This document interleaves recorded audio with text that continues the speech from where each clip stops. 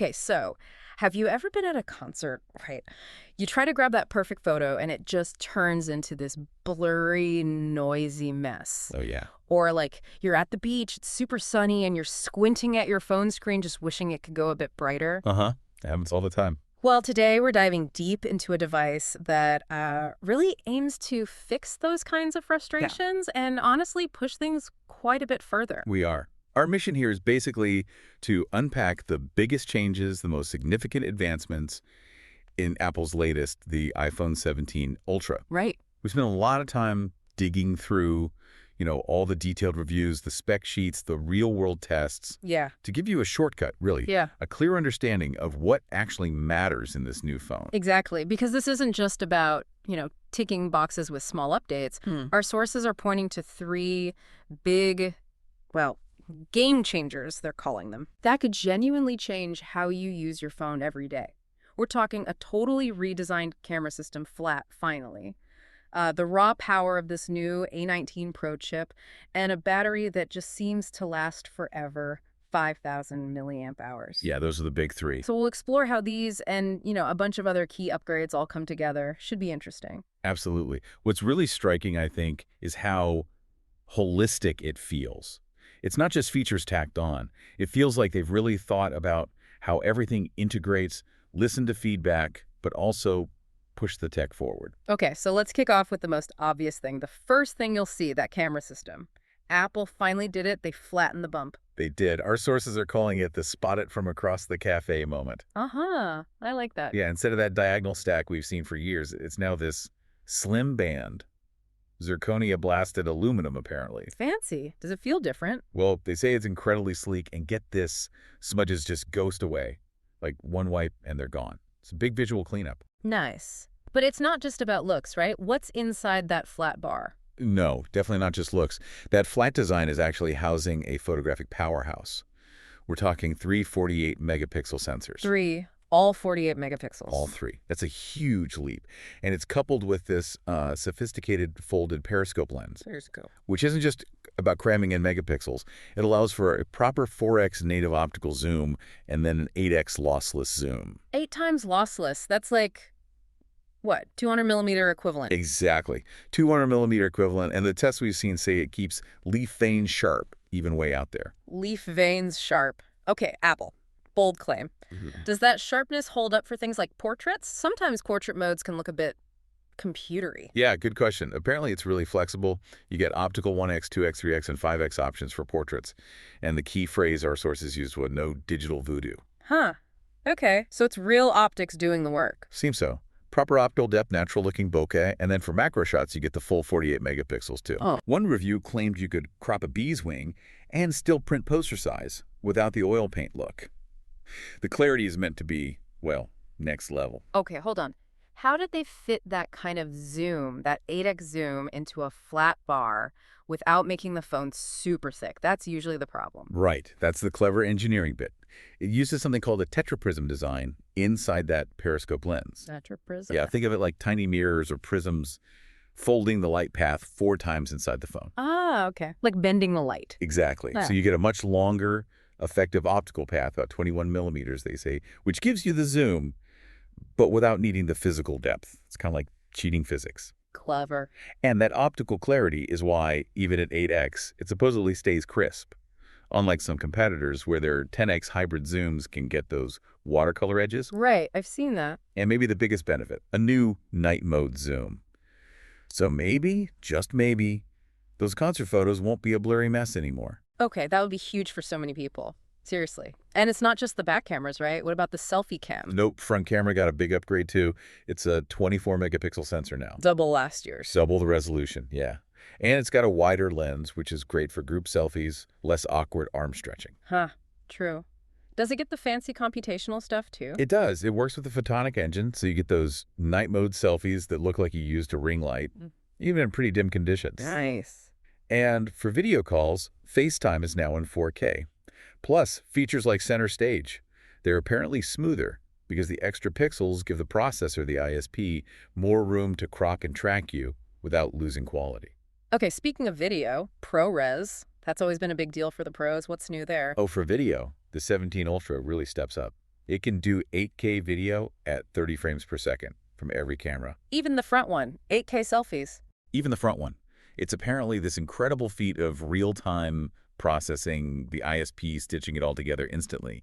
And the killer feature for creators, you can record ProRes 422 HQ directly to an external SSC. Directly to an SSD, over the USB-C port. Yep, over the 10 gigabit per second USB-C port. Wait, hang on. ProRes 422 HQ, straight to an SSD, no transcoding needed. That sounds huge for workflow. Exactly, massive.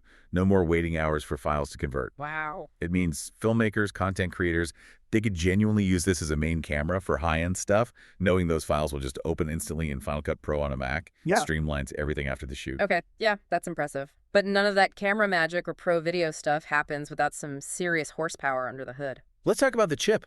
The A19 Pro sounds like a big jump. It absolutely is. It's built on a new 3nm plus process, which basically means they can cram about 20% more transistors, more circuits, into that tiny chip. More power, more efficiency. Both, exactly. Faster and more power efficient. And things like the RAM are stacked right on the chip package itself for super fast access. The benchmark leaks, well, they're pretty telling. Geekbench scores around 3350 for single core and 9200 for multi-core. Whoa. That's laptop turf, as one source put it. That's not just a spec bump, is it? What does that actually mean for someone using the phone? It fundamentally changes what the iPhone can be, I think. That kind of performance signals. Apple wants this thing to genuinely compete with laptops for really demanding tasks. Like what? Like editing 4K video on the device, complex 3D rendering, running sophisticated AI models locally without needing the cloud. It sort of untethers power users and creators in a new way. And the A19 Pro also has this new performance mesh system.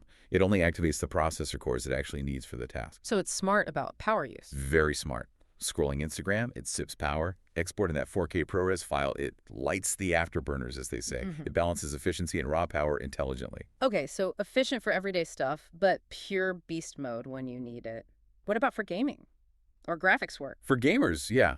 Big news. Metal scores, that's Apple's graphics framework, are up by 30%, and it has hardware-accelerated ray tracing now. Ray tracing on an iPhone? Seriously? Seriously, developers are apparently saying that getting console games ported over could be months away, not years. That's a potential game changer for mobile gaming, bringing really high-fidelity experiences to your pocket. That processing power needs good memory to back it up, though. Indeed. And the 17 Ultra delivers there, too. It packs 12 gigabytes of LPDDR5 RAM. 12 gigs, that's 50% more than the 16 Pro Max, right? Exactly, 50% more. And it's fast RAM, running at 8.5 gigabits per second per PIM. Super quick. So what does that mean for you, like, using the phone day to day, fewer app reloads? Pretty much. The sources talk about practical stuff, like having 60 Safari tabs staying alive without constantly reloading when you switch back. Oh, that would be nice. Or stacking layers in Photoshop feeling like on a Mac. Running those on-device AI models without them getting kicked out of memory. Right. Apple's own tests apparently showed an 80% drop in memory pressure events, which basically means much smoother multitasking, fewer frustrating pauses, while apps reload. It's a big quality of life thing. Okay, with all that crazy power, you'd think the battery would just melt. But surprisingly, endurance seems to be another major highlight here. It really is. The battery life looks like a genuine standout. It's got a 5,000 milliamp hour battery inside. Which is up from, what was the 16 Pro Max? 4,685 milliampere-all. So it's a noticeable increase. And they apparently managed it with some clever engineering, like shrinking the Taptic engine, the vibration motor, by 15% to make space. Huh. Okay. And charging? Is it faster? It is.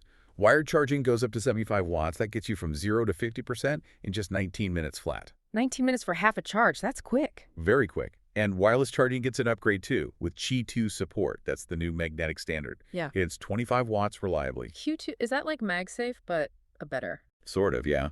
Faster and potentially more universal down the line. They say your 15-minute shower adds 20% battery life. So really convenient for quick top-ups. And the rumor that's been around forever, reverse wireless charging, is it finally here? I can just picture needing to juice up a friend's dead AirPods at a festival. Have you ever been stuck like that? Oh, absolutely. Just last week, actually, a colleague's Apple Watch died. No power bank. Oh. So yeah, being able to drop AirPods or a buddy's iPhone on the back and gift 5W of panic juice, as one review colorfully put it. Panic juice. I love it. Huh, yeah. It's a genuinely useful feature for those moments when someone or even your own earbuds are about to die. Okay, panic juice aside, What's the overall stamina like? Can it actually get through a heavy day? The reports are really impressive. One source detailed a mixed-use day, getting 12 hours of screen-on time and still having 18% left. 12-hour screen on, that's a lot. It is. And for just straight video playback, it clocked in at 23 hours and 40 minutes, which is incredibly close to Apple's 24-hour claim. This thing sounds like a true weekend warrior battery. That is serious endurance. And it seems connectivity got a boost too. Wi-Fi 7. It certainly did. The iPhone 17 Ultra is apparently the first phone with full Wi-Fi 7 support. That includes the new, wider 320 MHz channels. It's really an investment in next-gen networking. Okay, but what does Wi-Fi 7 mean in the real world? Like, how fast are we talking? Well, the test showed actual speeds hitting 5.2 gigabits per second. 5.2 Gbps on Yeah, Wi-Fi. on Wi-Fi, yeah. To put that into perspective, that massive 50-gigabyte ProRes file we talked about, it could transfer in under 2 minutes. Wow. And for cloud gaming, latency apparently dropped to just 8 milliseconds. That's half my wired Series X, one tester said. It's not just fast, it's genuinely future-proofed, ready for routers and networks that maybe aren't even common yet. Okay, insane speed. Let's shift to what you're actually looking at all day. The display. What's new there? It's a 6.9-inch OLED, and the big number is brightness. A peak brightness of 3,000 nits. 3,000. That's incredibly bright. Almost blindingly bright. One source did this crazy test in Death Valley at high noon. Said every slider in the Lightroom app was perfectly visible. No shade, no squint. That's serious outdoor visibility. Okay, that's impressive. What about, like, HDR video? Colors? Dynamic range for HDR content has apparently doubled, making things like explosions or bright lights in movies look incredibly realistic. Fireballs look like they do on a studio display, was the quote. Nice. And for late-night scrolling. Ah, yes. For the night owls. It can go down to a 1 nit minimum brightness, but crucially, without PWM flicker. PWM flicker, remind me what that is again. Why is getting rid of it good? So PWM is pulse width modulation. It's how many screens dim by rapidly flashing the backlight on and off. Some people are really sensitive to it, especially at low brightness or for long periods. It can cause eye strain, headaches. Ah, right. I think I know what you mean. Yeah. So having that super dim mode without the flicker can prevent those 2 a.m. headaches. It's a big comfort thing. It's pretty amazing they packed all this tech in without it constantly overheating. How's the thermal management? Seems like they put a lot of effort there. There's a vapor chamber cooling system now right next to the main chip, plus graphite sheets to spread the heat out into the phone's frame. Does it work, like, in demanding games? Apparently, yes. One stress test involved running 30 minutes of Genshin Impact at 60 frames per second, max settings. Oh, okay, that'll cook most phones. Right.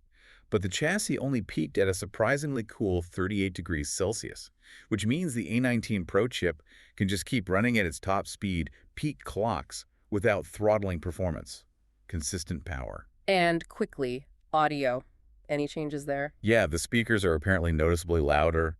FaceTime calls get spatial audio support for better immersion, and the bass response supposedly stays clean at max volume. So, a solid audio upgrade all around. Okay, let's talk about the physical phone itself. Refinements, durability. How does it feel? Well, it's 8.7 millimeters thick, which is a tiny bit thicker because of that flat camera bar.